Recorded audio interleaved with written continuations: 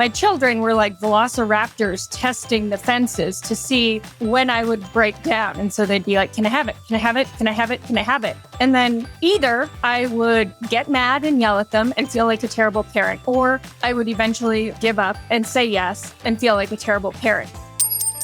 Do your kids think money appears out of thin air?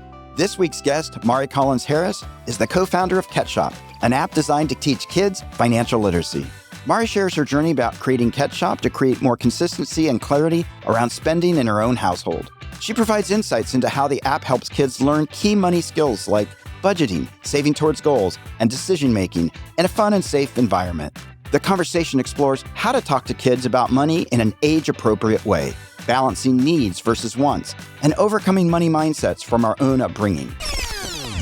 I'm Bob Wheeler, and this is Money You Should Ask. This podcast, along with my books, workshops, and online courses, are designed to support you in getting to the heart of your financial struggles so you can break through inner money blocks and create the financial freedom you desire.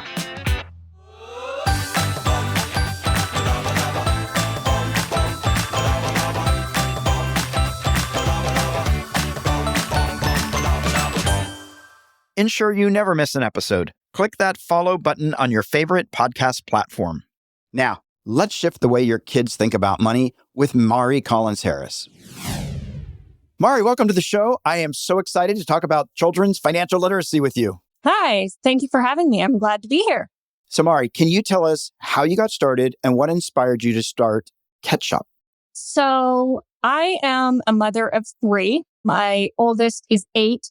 I have a 6-year-old and a 3-year-old. And originally we started Ketshop because my kids just wanted stuff. They wanted a new toy. They wanted a new bike. They wanted.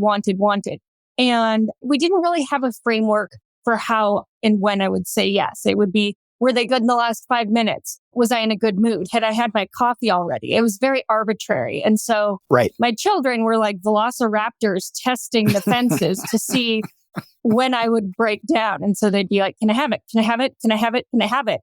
And then either I would get mad and yell at them and feel like a terrible parent, or I would eventually like give up and say yes and feel like a terrible parent. So the origin of it was more about creating a system in our household where they knew when I would say yes and I knew when they earned it.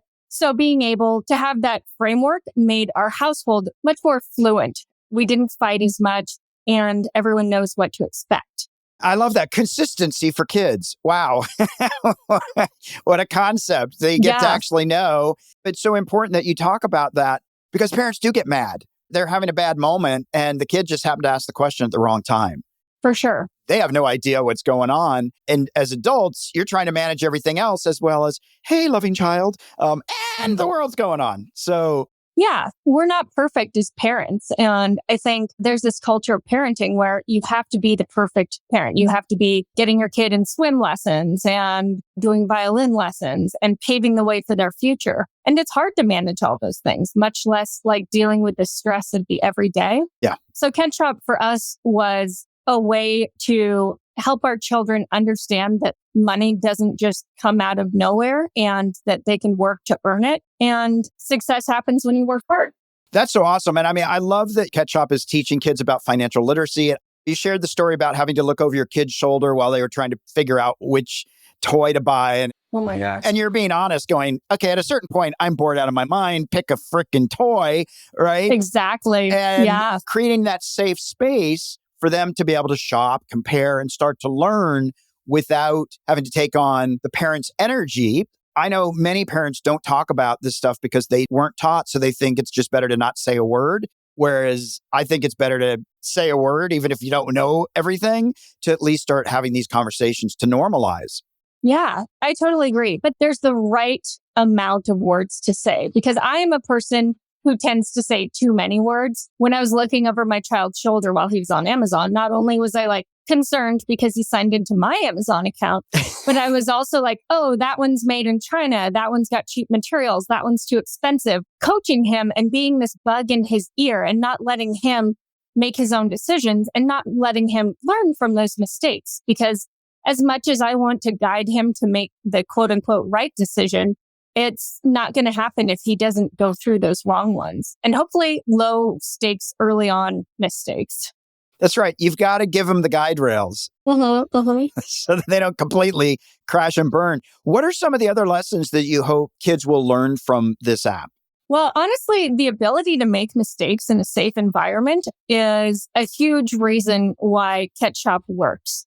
You don't want your child to be an 18-year-old who's never once made their own financial decisions. And the first thing they do when they have a credit card is go buy an expensive card that they can't afford the car payments for. So it's better for these kids to be able to make decisions along the way that get increasingly more impactful.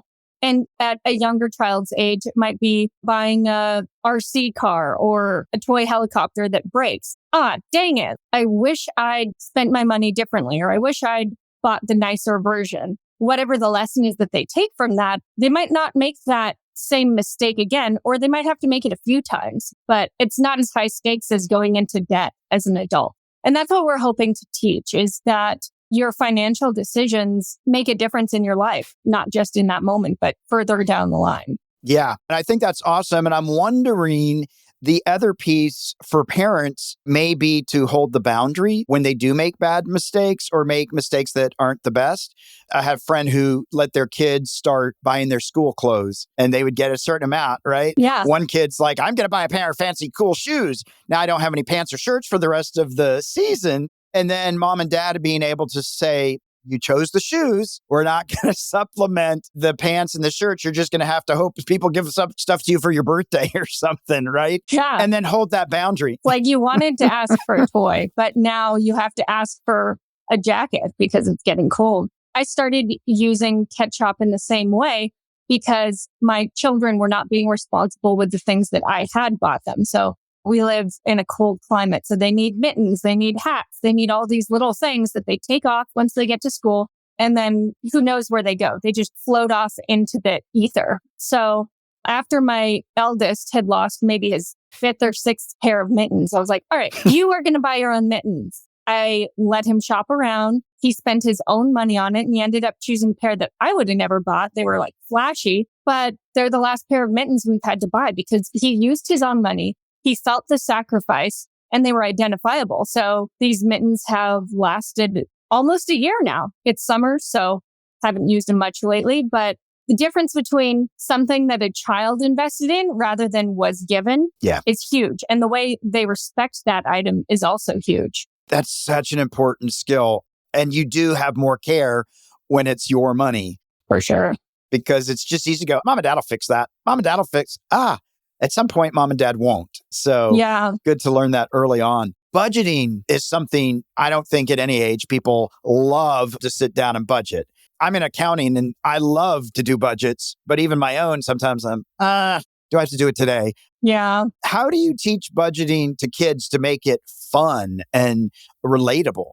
Is there a way to do that? It depends on the age of the child. Obviously, once they get older, you can give them prepaid debit cards. There's a couple apps like Greenlight, Rooster Money if you're in the UK. But for younger kids, it's been pretty much pennies into a jar. I found that if you give a child money, first of all, they're going to lose it. They're not going to have it when they need it, which is there's a bake sale down the street. Where'd my dollar go? Right. But also, if they have $2 in hand, they're thinking in terms of, where can I spend this $2? As opposed to if they have $2 in an account, they can think, oh, I'm $2 closer to reaching my goal. And so priming them to think in terms of reaching a goal rather than like blasting through their cash is super important. So one thing on Ketshop we do is we let children set a goal, just one goal that they can work up to and see their progress towards that goal. For example, my son today got his bike. He bought it himself. It was a very expensive bike, so we funded part of it and he was responsible for reaching that other portion. But he worked hard. We paid him for chores and it took him 4 months, but he bought his own bike. Super excited, super proud of himself. He's like oiling and polishing it and taking care of it, which I love to see because the last one was left out in the rain. Right. In answer to your question, I think a lot of the importance of teaching kids is teaching them early and age appropriate lessons. Yeah. And I love that you participated in the purchase of the bike. He had to set a goal and he had to meet his obligation. Then you came in and said, if you meet your obligation, we'll cover the rest. So now there's a joint investment emotionally as well as financially. And honestly, like we bought the bike ahead of time because it was on sale. And so it had to hide in our basement for a while. So we were really like, we need to find chores for you to do so that you can meet your goals. He was working hard, mowing lawns, tainted rooms, all sorts of stuff. My husband and I pay like the skimpiest allowances to our kids just so that they get used to having like an income that's expected. It's like $3 a week, not much. Right. But we pay very handsomely for chores because we want to incentivize that mindset of work towards something. I love the intentionality. And I'm wondering if you have any advice for parents how to be more intentional, right? Because sometimes you got kids screaming, adult chores that got to be managed. And sometimes conscious parenting takes a lot. Like it takes some effort. And so are there any tips you could offer? Because I know there are people out there saying, I don't like screaming at my kid, or I wish I could be more conscious in helping them think about mindset and all that stuff. And I love that you're placing a value on they get paid more for chores. Is there any tips you could give parents to just help them feel like, throw me a lifeline? Yeah, honestly, I still scream at my kids. I'm not proud of it. And I apologize when I do, but I'm not a perfect parent. I'm a person with reactions who needs space sometimes.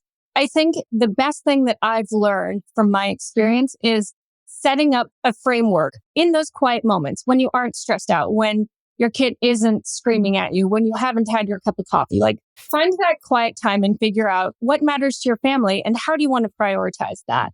For my family, we want to prioritize hard work. We want to prioritize taking care of themselves. With Ketshop, we are able to say, okay, we will approve certain types of items. We will allow you to spend your money how you please if you can afford those things. And the rest is up to you. So in that sense, we don't have to have that moment of, can I have it? Is it appropriate? And in the moment, having to make that snap decision. It's already been decided in the quiet moments. When there is too much noise in your head, you can fall back on this system that you've already set up. Yeah, I love that because we don't always have the quiet moments. And kids do need consistency in that, okay, these are the parameters versus, oh, today the sky is blue. The answer's no. Yeah. Because in my childhood, that's the way it operated. And if it was a blue sky day, that didn't always mean you got the same answer, right? So it was difficult guessing how to play the game. The because I said so era, I remember my parents, I'd say, why? Why can't I? And it's because I said so. And so that doesn't give me any insight as to why. So I keep asking. I'm like, well, what about now? What about now? What about this? Right. And that just stresses parents out. It's awful to have your child questioning you all the time about the same thing over and over and over. But if you say, okay, these are the type of products that are okay in our family. You might not want toys that require batteries. Or maybe you don't want violent content, or maybe you want gender neutral stuff. Right. Whatever is right for your family, you can set up those parameters early on, and then your child can look through and figure out like, okay, this fits or it doesn't fit. Yeah, that makes so much sense. And in today's world with all the technology, how do you manage battling screen time and cell phones and iPads with money management, showing up and being present? How do you manage that? It's funny because my husband and I created Ketshop, which is an app which requires some screen time, but we also are very restrictive when it comes to screen time. Like our children don't have their own devices. They don't have their own iPads. We have some old beater phones that we bring for like long car rides or airplane rides. And like we'll watch movies together. But besides that, we let our children use our phone for buying things on Ketshop, shopping around, adding things that they're interested in. But personally, I'm pretty restrictive, but I'm trying to loosen the reins a little bit because I've been reading more and more studies about how gaming and certain types of social media can be beneficial for kids as they get older. But it's such a tricky line to toe because there's no real research that lasts for decades. It's only like, well, this has been around for 5 years, so let's see what happens to these kids in the future. Technology is changing and changing and changing. So you also have to be up on it. Yeah. Because sometimes the kids are up on it more than the adults. Oh, yeah. I just find the 6-year-old when I need stuff fixed. Yeah. Like, The digital natives.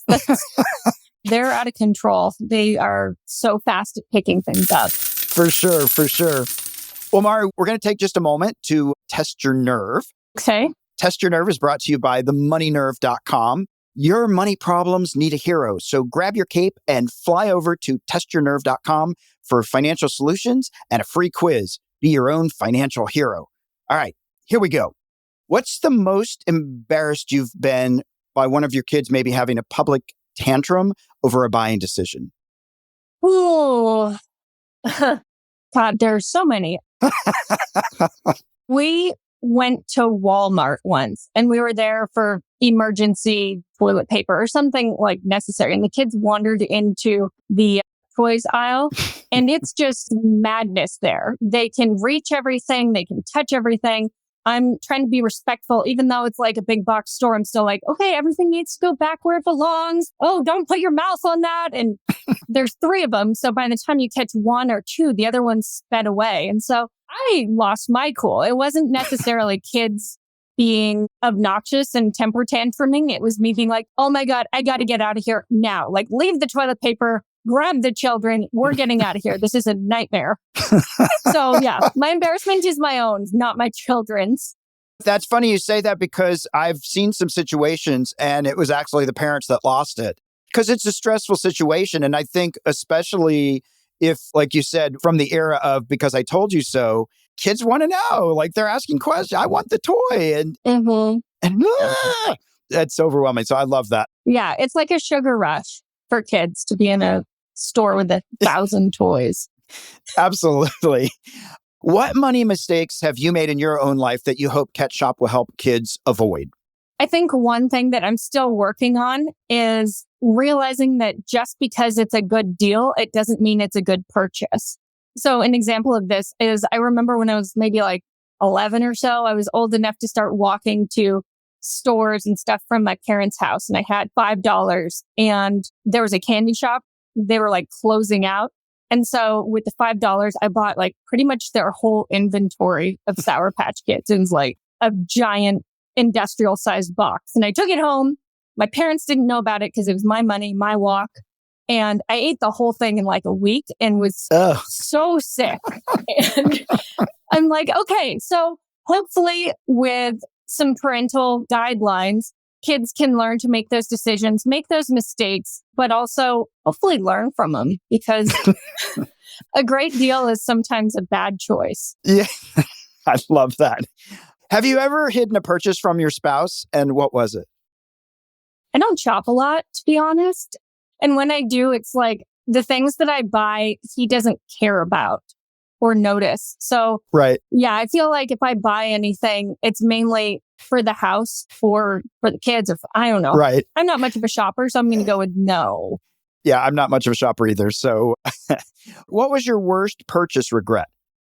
I bought a giant piece of land that I was really excited about. It was totally a purchase with your heart and not your head. Yeah. It was 18 acres on the California coastline. And I was like, oh my God, this is amazing. And like, we can afford it. And how is this even possible? It's too good to be true. We'll build our family compound. And I had all these big dreams. And then as time went on, I was like, oh, we can afford it because you can't get water service to there. There's invasive plants and animals. There's like a protected snail. There's buried bombs from World War II. And it's just all these things. Wow. Not to mention we have 3 kids. We live 8 hours away. So it was one of those purchases where we held it for a year and then eventually we're like, all right, maybe this dream is not for us. Maybe it's for someone else. So we had to move on from that one. But my heart's still there.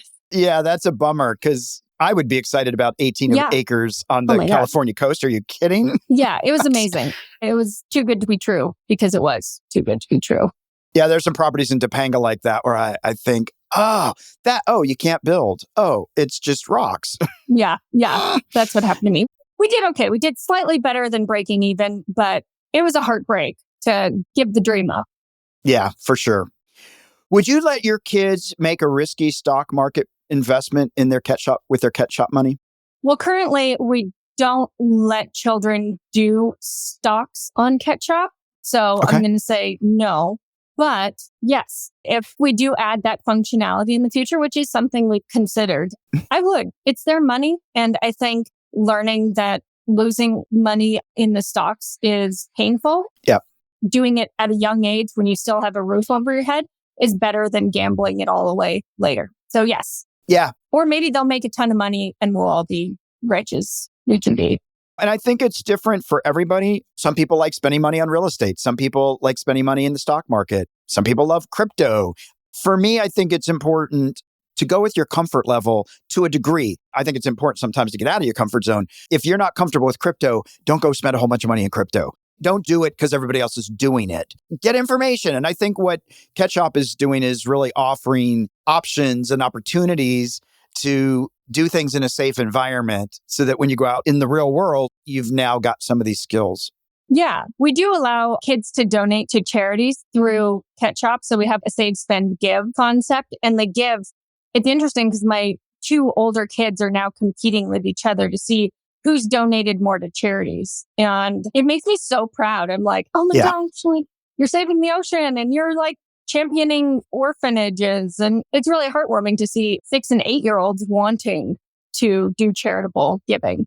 I think that's awesome. Do you have like a ratio, 50% needs, 30% give, 20% wants, or do you have any formula, or is it everybody's own personal choice? It's more personal choice. Yeah. Mm-hmm. At this point, it's kind of one bucket that you as a parent can designate, like you need to give a certain amount to each cause. But in our home, we try and designate 10% for charity, and then we fulfill our needs first and then wants. So for example, like the mittens, you can't buy anything else until you buy the mittens. So if my child tries to check out on a stuffed animal, I'm not going to accept that. I'm going to decline that transaction and say, no, not until you've met all of your needs. I have had some people, when their kids get money, they charge a 5% mommy fee or a 5% parent fee for overhead. Yeah. Any thoughts on that? Like taxes. Again, it's like how your family functions. And I think teaching those, whenever you make a transaction, there is going to be a little like nip off the top. I think that's a great idea. We've actually talked about doing a system where you can disincentivize certain purchases. For example, like, yeah, you can buy a Snickers candy bar, but it's going to cost you $12. So like it might only be a $2 candy bar, but there's a $10 tax on it.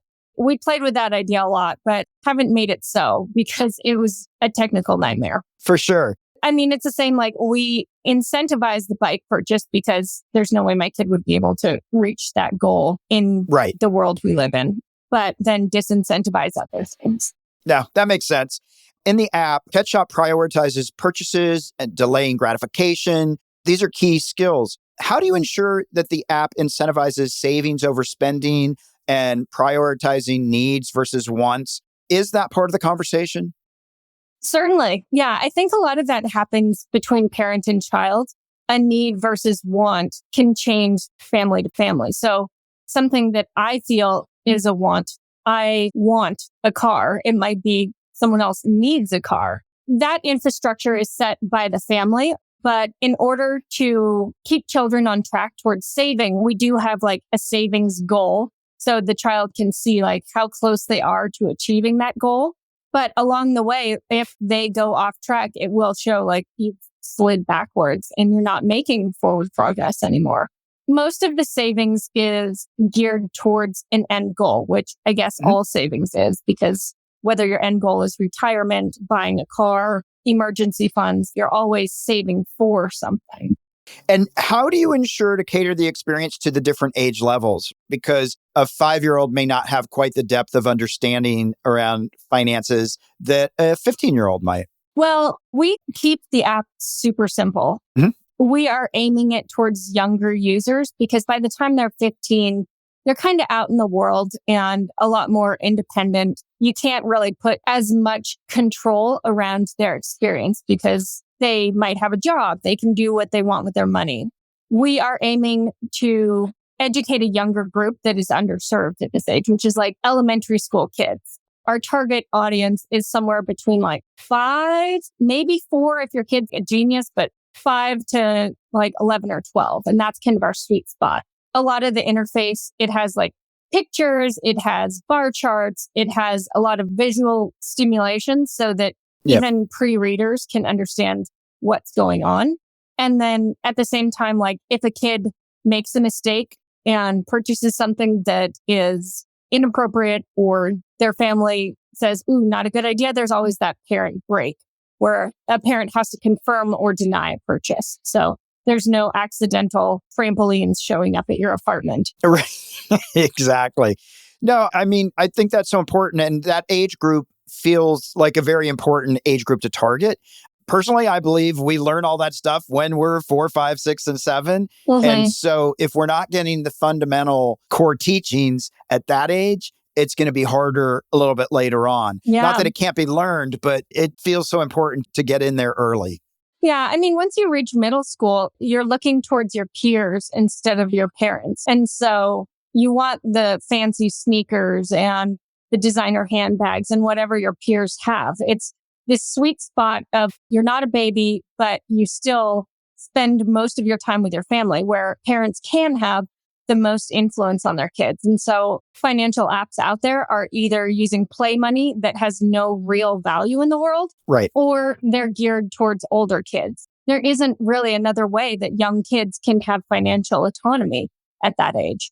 Yeah, and I think it's so important to make it a little bit fun. It doesn't have to be the most fun. I mean, a water park or a candy bar might be more fun, but to start at least having these conversations so that they can feel empowered and feel like they have choice and that they can learn to make decisions, make mistakes, and still be okay. Yeah, we've recently added a feature where parents or children can add custom items to the shop. So whether that's, we want to go to Disneyland, you can't add that to the shop unless it's very custom. Or we had a bunch of horse enthusiasts who wanted very specific saddles. So you can create a very custom experience or item and work towards that, which I think is great because it's not always something physical that arrives in the mail. It might be, I'll take you and your 5 best friends out for pizza. Right. So being able to put value on things that aren't necessarily like physical items that you're owning. I love that. Do you have any words of wisdom or top money tips for our listeners who are parents and want to teach their kids financial literacy? And the reason I ask this, well, lots of reasons, but even you talked about, I didn't get taught certain things as a kid. Mm-hmm. You still went ahead and tried to teach your kids. Some people just shut down and they're like, I didn't learn anything. I'm not going to teach anything. So I know there are people out there, and mostly out of fear. Yeah. We're not wanting their kids to think they're dumb. And so I think what you're doing is important. And I'm just wondering if you have some tips out there for the parents that are like, yeah, I want to do more.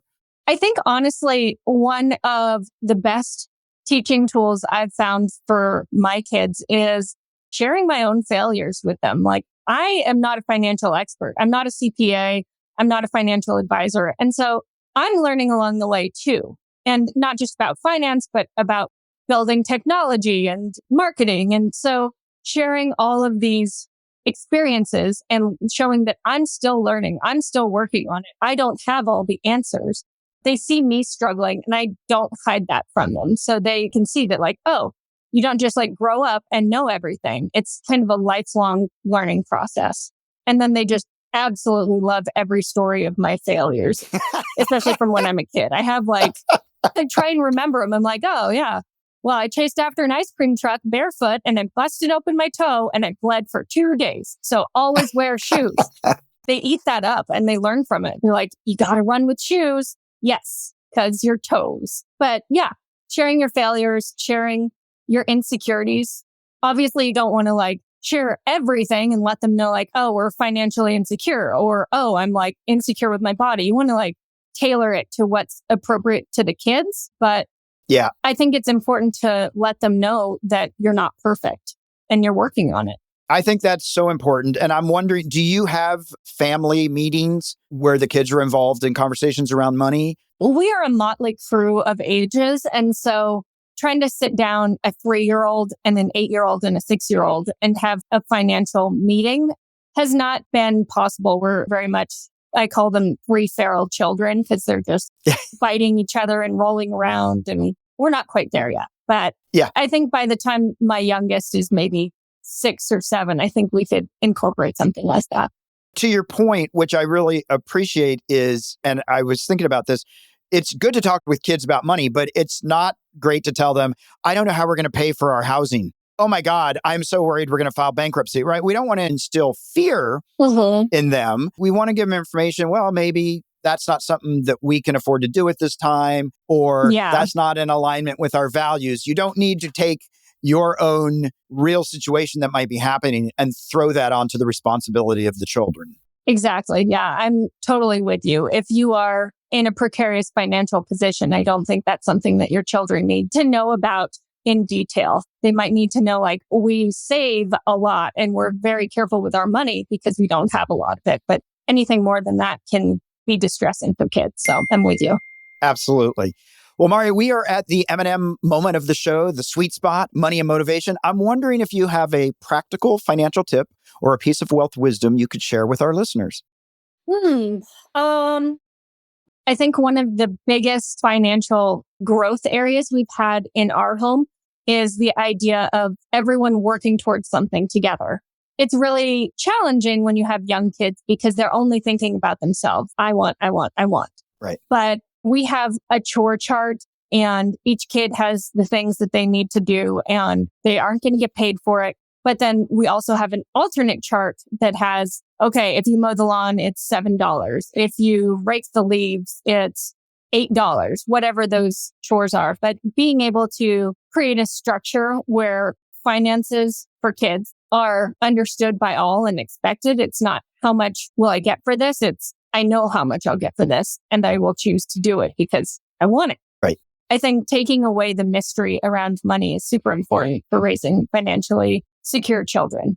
I love that. And what we've been talking about a lot throughout this conversation, or my takeaway is the intentionality piece. Getting intentional, being able to bring in your own values and helping your kids make choices, giving them the freedom to figure out how they want to spend, where they want to spend, and also bringing in your own values, being able to say why instead of because I said so. Yeah. And really willing to teach your kids about money, even though you don't have all the answers. And I really think it's so important to let kids and let other people know, here's the places where I didn't do so well and I still survived. But you can learn from this. And so many times, at least historically or in my own parents, they wanted it to look like, hey, we have it all figured out. And they didn't. And I knew it. Yeah. Because they just didn't know. You can't hide it. You can't hide it. And I think had they been a little more forthcoming, that would have been easier for me to realize, oh, I don't have to magically make it work. Because I was waiting for that moment when I would just, everything would click in. Yeah. Like, when am I grown up? I've been waiting. It's not happening. I'm waiting. I think that's partly why I became a CPA. I wanted to understand how it all worked because it was a free-for-all in my parents, and it wasn't their fault. Like, they didn't know. It wasn't like they intentionally said, let's not teach them. They didn't know. And I think that's the important thing. Most parents didn't get the download either. It doesn't mean you can't keep your kids from learning and actually getting more information than you did. Yeah. And honestly, like, teaching kids about finance is easy. You don't have to be a CPA. You don't have to know all about stocks and exchange rates and everything. Like, just start small, like income, output, that kind of thing. That seems so basic, but a lot of kids don't get that because they never have the chance to experience it. They have everything purchased for them and they never see the true value of the things that are in their life. Yeah. And there's so much freedom in that. I have a couple clients that their parents did everything for them, that even in their 50s, mom and dad were still taking their paychecks. And so when their parents died in their 90s, these kids at 55 and 60 were completely lost. Yeah. Because they had never actually done adult things their entire life. So, well, I'll take their paychecks for them. It's okay. Yeah, exactly. I'll send them over your way. Yeah, I'll help them out. No, that's awesome. Well, Mari, where can people find you online? Where can they find the app? All that good stuff on the internet? You can find the app at www.ketshop.com. Plenty of information, some blog posts, that kind of thing. We're also on Instagram and Facebook as ketshop.app. That's KETSHOP, like ketchup the condiment, but Ketshop. And like I said, pet shop, Ketshop. It's for kids. Yeah, it's funny because I'd always thought of it as ketchup because Ketchup is this like bridge from baby safe food to adult food. Like as you start introducing adult food, you put the ketchup on it to make it more palatable to kids. So we are that service for becoming an adult shopper. I love it. Well, Mari, thank you so much. I appreciate you taking the time, and thank you for helping kids learn financial literacy, because the world's a better place when everybody gets intentional with their money and makes great choices. Thank you so much, Bob. It was so much fun talking with you. Hey there, Money Master. I hope you enjoyed this episode. Did you learn some valuable insights around your relationship with money? Our guests shared some of their financial epiphanies. You might have experienced one too. Don't just sit there with that aha moment. Share it with us and the world by leaving a review on Apple Podcasts or your favorite podcast platform. Or leave a comment on one of our socials at Money You Should Ask. Let's spread the word and help others explore their financial health too. But that's not all. Do you want to live in abundance and build wealth that can sustain you and your family for generations to come? It only takes one thing: the willingness to change the way you think about your money. It's time to test your money nerve and discover what's been holding you back from financial freedom. Take the free quiz now at themoneynerve.com and begin your journey towards a prosperous future.